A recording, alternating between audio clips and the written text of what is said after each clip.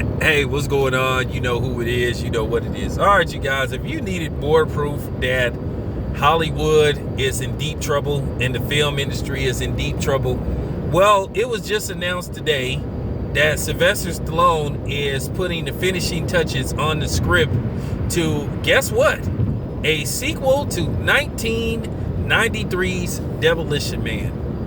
Yes, Devolution Man from 1993 that starred him, Wesley Snipes, and an up-and-coming Sandra Bullock. Now, it's no indication on whether Sandra Bullock is going to return because she's went to far heights since that movie. She went on to become Academy Award-winning actress. She starred in quite a few hit films, so she became a very successful actress, post Devolution Man. And as you guys know, Wesley Snipes' character, Simon Phoenix, well, he was killed. It's okay to say what happened. Pretty much everybody's seen that movie. Some of my sons wasn't even born when that movie came out, some of y'all. But it was one of Sylvester Stallone's better movies. And that movie kind of gave you a glimpse of what would go on in the future. That movie right there talked about self-driving cars, possible food shortages, franchise takeovers, where all the restaurants became Taco Bell. Basically, it just shit was funny. And it talked about the chip in the hand. And we all know that's becoming a reality more and more, and they're really trying to find a way to force that technology on us. The microchips in the hand. By using this as, if you put it in your child's hand, if your child is kidnapped, we can look. No, I don't think so. Basically, another way to watch every move you make. But, nevertheless, Sylvester Stallone is, 73 years old? I think if it was any time he could have did that movie, it was, I think maybe at the very least, maybe the early 90s, he could have pulled this off. But you mean to tell me damn near 30 years later, you come to the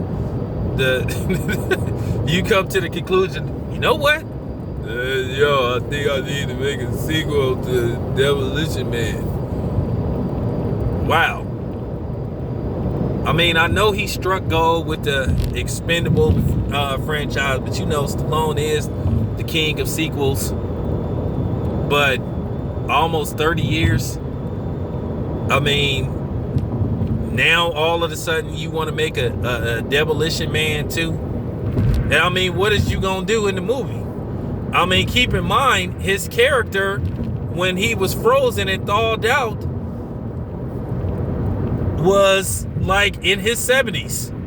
So you go 30 years later, almost, so his character is gonna be like almost 100 due to that is just hilarious. You just can't make this shit up.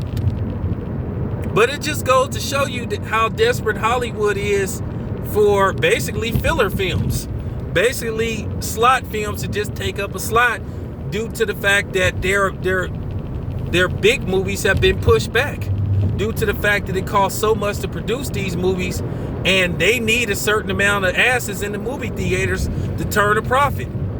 So they figured, we got to push a lot of these movies back because we need to at least be to where the theaters could hold people to damn near full capacity. But as of right now, what they're saying they're going to do is they're going to have limited seating and social distance even in movie theaters. Like they're going to have, like I said, for a movie, if the theater holds 100 people, they may only have 75 people in there. And if it holds 100, may have 50 in there.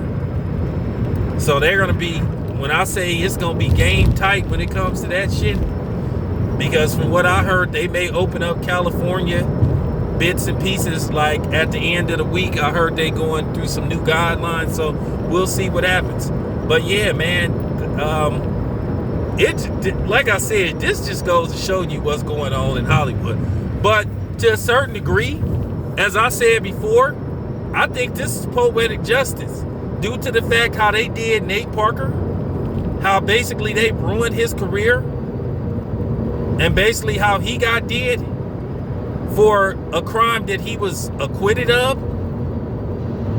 And it's funny, he ain't worked in what, damn near 4 years. This is poetic justice, because now nobody's ass working right now. And all the people that threw him under the bus and shit, Gabrielle Union, you heard what Gabrielle Union said. She say some of these black actors and actresses is like, if they don't hurry up and start back to working, they gonna be working a regular job.